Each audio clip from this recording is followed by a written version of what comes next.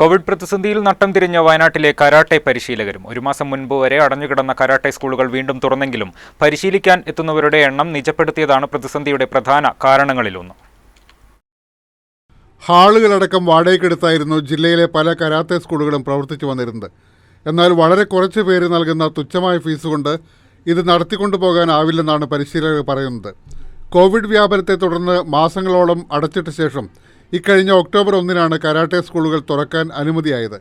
അനുമതി ലഭിച്ചിട്ടും വിദ്യാർത്ഥികളടക്കമുള്ളവർ ഭയം മൂലവും മറ്റും പഠിക്കാനെത്താതായതോടെ പിന്നെയും പല സ്ഥാപനങ്ങളും അടഞ്ഞു തന്നെ കിടന്നു. ഇതിനിടയിൽ വാടക നൽകാൻ പണമില്ലാതെ പൂട്ടിപ്പോയ സ്ഥാപനങ്ങളും നിരവധിയാണെന്ന് പുൽപ്പള്ളിയിലെ കരാട്ടെ സ്കൂൾ നടത്തിവരുന്ന ക്വാഷി PV സുരേഷ് പറയുന്നു. 35 വർഷത്തെ ചരിത്രമുള്ള അലൻ തിലക് കരാട്ടെ സ്കൂൾ പരിശീലകൻ എന്ന നിലയിൽ ആദ്യമായാണ് ഇത്തരമൊരു പ്രതിസന്ധി അഭിമുഖീകരിക്കുന്നത്.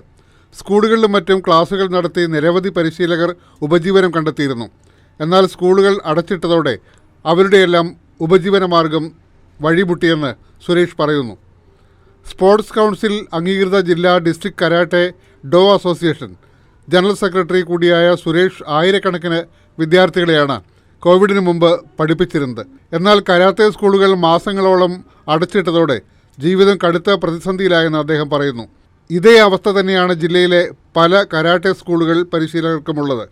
അപ്പോൾ ഈ ആളുടെ എണ്ണം പരിമിതിയൊക്കെ ഒന്ന് വർദ്ധിച്ചാൽ മാത്രമേ ക്ലാസ്സുകൾ നന്നായിട്ട് മുന്നോട്ട് കൊണ്ടുപോകാൻ കഴിയുള്ളൂ. അങ്ങനെ സർക്കാരിൻ്റെ ഭാഗത്തുനിന്ന് എന്തെങ്കിലും അത്തരത്തിലുള്ള ഗുണങ്ങൾ കിട്ടിയാൽ മാത്രമേ ഞങ്ങൾക്ക് തുടർന്ന് മുന്നോട്ട് പോകാൻ പറ്റൂ. ഇല്ലെങ്കിൽ പലരും ഈ ഫീൽഡ് വിട്ട് പോകേണ്ട അവസ്ഥയിലേക്ക് തന്നെ വന്നുകൊണ്ടിരിക്കുന്ന സ്ഥിതിയിലാണ് നിലവിലുള്ളത്.